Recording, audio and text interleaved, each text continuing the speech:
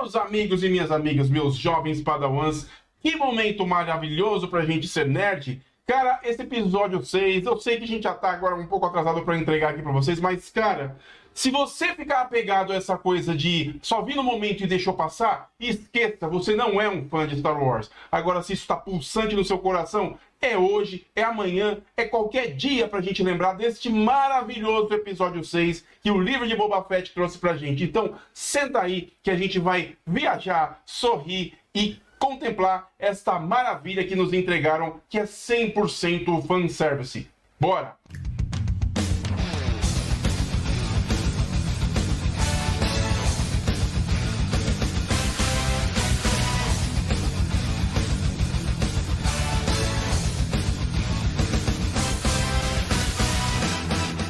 Meus amigos, sejam bem-vindos a mais um vídeo aqui no canal Como é Bom Ser Nerd. Pra quem não me conhece, meu nome é Alex Fury e aqui a gente fala de quadrinhos, fala de série, fala de cinema, fala de tudo que a gente gosta dentro desse universo fantástico dos quadrinhos pras telas. E se você ainda não é inscrito, aproveite e deixe aqui embaixo a sua inscrição no canal, dá um clique no sininho para ativar as notificações e receber sempre quando tivermos vídeos novos por aqui. Visite lá as nossas redes sociais para sempre ficar por dentro de tudo que acontece por aí no mundo pop e, claro, compartilhe este vídeo, meu amigo, e principalmente deixa aí o seu like, que isso ajuda bastante e impulsiona esse trabalho deste fã que tá com o coração ardente depois desse fanservice, sabe, esse buffet de Star Wars que foi entregue. Cara, que bom a gente ter Dave Filoni e Jon Favreau na direção dessas maravilhas que estão entregando desde quando foi inaugurado o canal Disney Plus, que inclusive começou com Mandaloriano. E por falar em Mandaloriano, a gente inicia esse episódio justamente de onde parou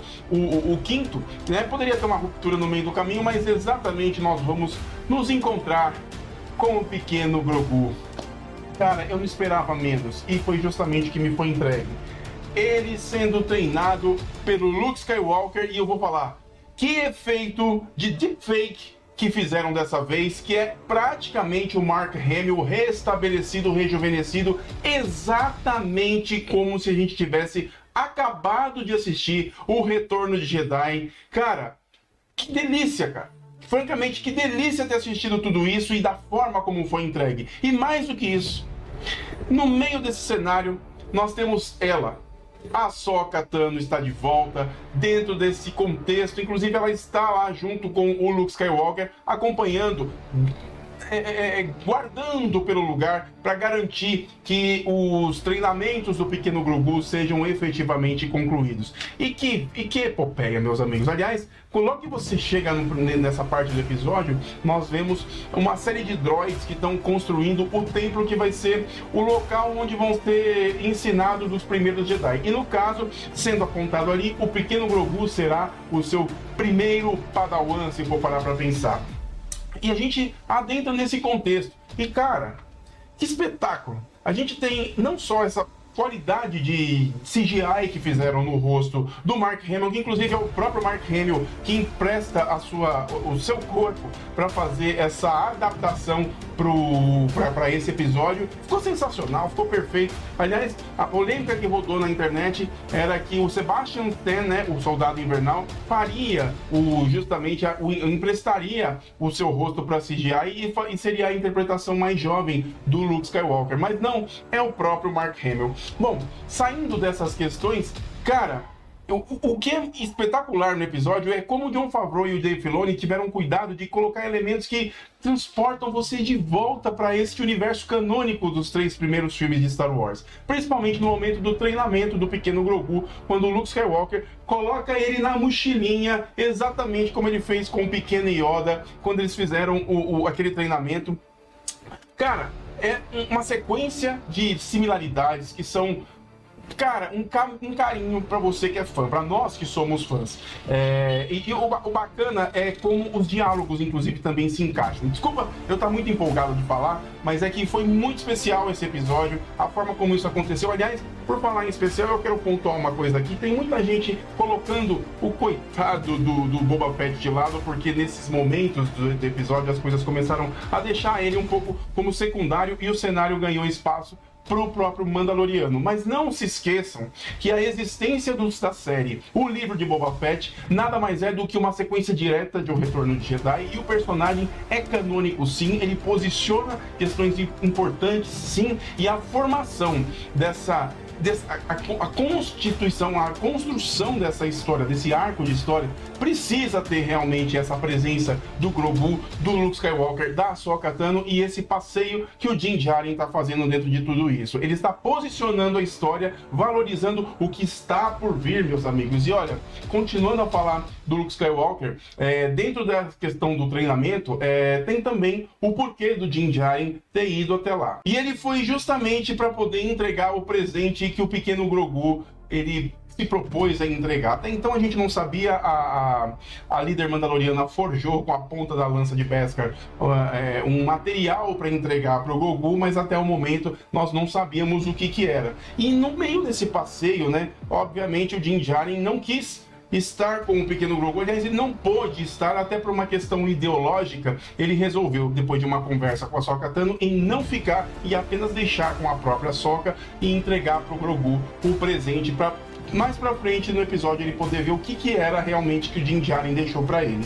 E é legal, cara, que chega um determinado momento, esse é sensacional, cara, que momento épico, é quando o Luke Skywalker começa a trabalhar justamente a concentração. E a gente começa com uma referência direta de Uma Nova Esperança. Não sei se vocês recordam, mas aquela pequena esfera de treinamento de Jedi que o Obi-Wan Kenobi coloca para treinamento do Luke Skywalker dentro da Millennium Falcon. Enfim, ele faz esse treinamento com o Grogu. Só que a sacanagem com o Grogu é que ele não tem sabre de luz nesse momento, ele tá treinando na raça, na pele. E a gente vê uma movimentação. Na hora que começou aquilo, eu falei, vai treinar o cara a conseguir os mesmos efeitos que o mestre Yoda fez quando lutou contra o Conde Dooku, que são aqueles saltos, aquelas coisas ornamentais. Inclusive ele lutou com o próprio Palpatine, né, no Senado e tudo mais. Foi bacana como eles conseguiram mostrar por que aquela criatura pequenininha é tão ágil, é tão esperta e consegue concentrar tanta coisa da força. E por falar na força, uma outra similaridade foi quando o pequeno Grogu se concentrou no momento de meditação junto com o Luke Skywalker. Ele se concentra para catar uns sapos para poder comer. E aí o Luke Skywalker faz um paralelo com um momento em que o mestre Yoda consegue tirar o X-Wing de dentro dos pântanos, né? Ele consegue levitar o X-Wing de dentro dos pântanos com aquela pequena criatura que deixou claro que tamanho não é a questão, mas sim a força que está fluindo dentro de você. E o Luke Skywalker faz algo similar, fazendo com que todos os sapos, que seriam um banquete para o pequeno Grogu, saiam flutuando de dentro do pântano ali no planeta onde eles estavam. Cara, é lindo. É lindo. Você que é fã de Star Wars, que pôde assistir, assim como eu, desde o início, todas as grandes e canônicas mensagens, momentos que iconizaram ao longo da história dessa epopeia intergaláctica, estão similares ali. E falando um pouco dentro deste universo agora do Din Djarin, que obviamente ele foi lá cumprir essa promessa de entregar esse material pro Grogu, ele vai agora cumprir a promessa dele com o Boba Fett. E lá a gente tem um momento em que eles estão negociando justamente como juntar, né, essa força para poder combater o Sindicato Pike, que está justamente contrabandeando especiarias. E a gente pode fazer um paralelo com um tráfico de drogas em Tatooine, e estão tentando dominar completamente o comércio dentro desse ambiente. E obviamente o Sindicato Pike está deixando bem claro que quem vai mandar ali serão eles. E eles fazem inclusive um atentado à cantina da Madame Garça Fwip, que, cara, é surpreendida por 2 oficiais Pike que deixam lá daqueles receptáculos, né, que inclusive foram utilizados no primeiro episódio do Mandaloriano para justamente fazer o pagamento em Beskar para ele. E, cara, explode o lugar, justamente é uma mensagem que o Sindicato Pike está deixando pro Boba Fett, dizendo que assim, eles vão quebrar toda a fonte de renda que ele é capaz de gerar dentro de Mos Espa e daí para frente tentar enfraquecer os poderes do sucessor dos Jabba.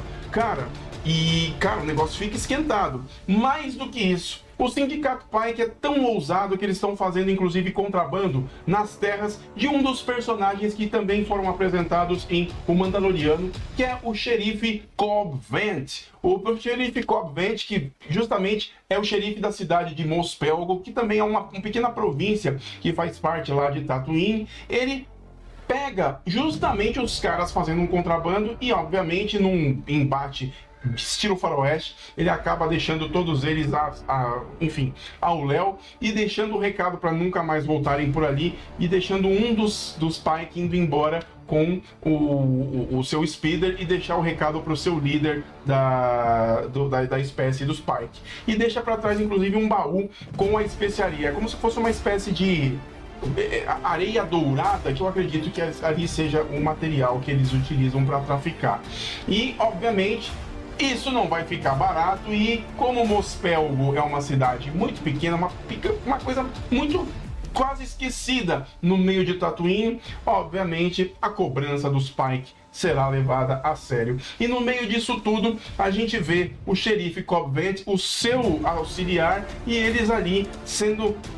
de repente a gente percebe que ao longo do deserto vem um certo sujeito que não dá pra perceber assim na cena, mas cara, quando eu venho andando assim, eu falei, cara, não pode ser. Se for o personagem que eu vi na série The Bad Batch, vai ser demais, cara, porque além de tudo, se for quem eu estou pensando, também vai ter uma relação direta com a Fennec Shand, porque os dois saíram na porrada em The Bad Batch. E, dito e feito, é o Cad Bane. Cara, o Cad Bane, vocês não têm noção. O cara é um pistoleiro, ele é, assim, super hábil e, além de tudo, ele também foi o mentor de Boba Fett. Exatamente. O cara, ele tá trazendo consigo uma bagagem histórica que posiciona muitos elementos dentro dessa série e, obviamente, o encerramento desse último episódio agora, desta semana, vai ser épico, justamente por causa dessas ligações que estão sendo colocadas ali. O Cad Bane já teve passagem nas séries Rebels, Clone Wars e agora The Bad Batch, que onde teve inclusive o embate com a Fennec. E cara, obviamente tudo isso vai ser colocado em prática. E que fim levou o xerife Cobb Vanth? Aliás, se você não se lembra do xerife Cobb Vanth, foi ele que, junto com o Mandaloriano, obviamente o Mandaloriano fez um daqueles favores para ganhar prestígio com os seus correligionários, que foi no caso o xerife, ajudando a sua província, né, de Mos Pelgo a vencer um dragão Krayt,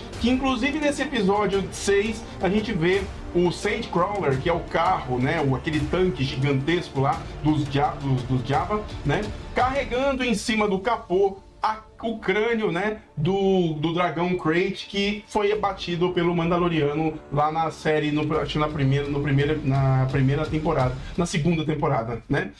Bom, para quem não se lembra mais ainda de detalhes do xerife Cobb Vanth, foi o Cobb Vanth que inclusive passou um período moribundo nas areias do deserto de Tatooine, quando ele fez como ele fez uma barganha com os Jabba, justamente esses que eu acabei de falar do Sandcrawler. E lá ele, para sobreviver, acabou fazendo uma barganha e comprando a armadura do Boba Fett e utilizando ela como o seu primeiro poder para poder assumir a liderança do município de Mos Pelgo, que agora, nesse momento, nesse episódio, um dos moradores acabou dizendo que não é mais Mos Pelgo, e sim Freetown, Cidade Livre, justamente depois da morte do dragão Krayt. Cara, e obviamente a presença do Cad Bane e o xerife não vai terminar bem, e eles terminam num tiroteio poderoso que deixa o xerife Cobb Vanth ferido e o seu assistente é assassinado ali na hora. Eu não sei quanto a vocês, mas vocês não têm ideia de quem é o Cad Bane, cara. E agora, no próximo episódio, no encerramento dessa série, nós vamos ter o momento mais épico, que vai ser a junção de vários elementos desse universo de Star Wars, que eu posso até classificar aqui como, finalmente, um universo compartilhado em movimento. Muita coisa acontecendo e vocês vão ver elementos que, se você assistiu em O Retorno de Jedi ou dos filmes anteriores, você vai ver ligação, mesmo que você não conheça alguns personagens que são apresentados ali, mas fatalmente você vai entender, você vai conseguir entrar no eixo dentro desse esquema. Bom, uma das... tenho que classificar aqui que uma das especialidades, desculpa, tô até suando, cara. Uma das especialidades do Cad Bane é combater Jedis. Cara, vocês imaginam se no meio de tudo isso o Luke Skywalker também resolver ir lá ajudar o Boba Fett? Será que vai bater isso? Porque depois dos eventos de Retorno de Jedi, da luta que eles tiveram, dele cair dentro da boca do Sarlacc, será que vai existir uma proximidade? Será que é possível imaginarmos que Luke Skywalker vai intervir na guerra de Boba Fett contra o Sindicato Pike? Bom, tudo é possível. Até o momento, né? Tudo é possível. Inclusive, mais possível ainda, mais incrível ainda, é a gente ter visto uma das lembranças do pequeno Grogu no momento de reflexão junto com o Luke Skywalker. Eu quero voltar para o núcleo do Luke Skywalker, que foi muito legal. É quando ele volta no momento de concentração para o momento em que ele foi levado por alguém no clã Jedi. E é justamente uma memória que ele tem da Ordem 66, quando o senador Palpatine, nas Guerras Clônicas, se eu não me engano, deu a Ordem 66 para que todo o exército de clones finalmente assassinasse todos os Jedi, deixando livre para a formação do Império que nós conhecemos ao longo dos filmes. E ele tem essa memória. Quem será que conseguiu resgatar o pequeno Grogu daquela situação, né? Porque ele só tem... Aliás, a cena mostra ele vendo os Jedi defendendo ele e a tropa dos clones abatendo todos eles e ele ali apenas assistindo, né? Cara, o que se deu por ali, se aguardem que em breve a gente vai ter respostas de tudo isso. E claro, eu, na minha humilde teoria, acredito que nesse último episódio nós teremos não só as surpresas de todos os personagens que ao longo do primeiro episódio do livro de Boba Fett até agora foram reunidos. Vamos pontuar a Fennec Shand, né? Os mods, que são aqueles garotos que são modificados com peças eletrônicas, o Black Krrsantan, que é o Wookiee guerreiro que acabou assumindo com eles. Bom, o pequeno não, eu posso dizer pequeno porque ele é jovem, né? O pequeno Rancor, que acabou de ser dado pelos Java para treinamento para o Boba Fett, e uma série de outros correligionários que acabaram abraçando a questão do Boba Fett justamente por perceber que o Sindicato Pike quer dominar Tatooine por inteiro. E claro, coloquem aí na lista que no meio de tudo isso, apesar da tribo dos Tusken Raiden que treinaram o Boba Fett, não duvidem, Tatooine é muito grande e muito provavelmente, eu acredito, que um exército dos Tusken apareça justamente para defender o seu colega que acabou aprendendo todas as técnicas e a cultura dos Tusken, que é o Boba Fett. E o momento ápice do episódio é quando o Grogu é colocado em xeque por Luke Skywalker. Como isso acontece? A partir do momento em que ele recebe das mãos do Mestre Jedi o presente que Din Djarin preparou para ele no momento em que ele encontra com a Armeira, a líder Mandalore, que ela inclusive, se vocês observam no momento do episódio, aquelas pequenas continhas que compõem a malha que acaba se tornando a roupa protetora de Beskar para o pequeno Grogu feita por eles. E ali o Luke Skywalker apresenta este presente, mas ao mesmo tempo apresenta outra alternativa. E ali a pergunta que deixa todos nós estarrecidos com a atitude de Luke Skywalker é quando ele pergunta, quando ele coloca para o pequeno Grogu: se você escolher essa malha, você segue o caminho de Mandalore e se desvencilha completamente dos meios que eu estou ensinando para você. Agora, se você aceitar isso, ele apresenta aí um pequeno sabre de luz que é herança do mestre Yoda, e ali ele diz: se você aceitar esse sabre de luz, eu treinarei você dentro do caminho Jedi, transformando você em um dos grandes mestres dentro dessa doutrina.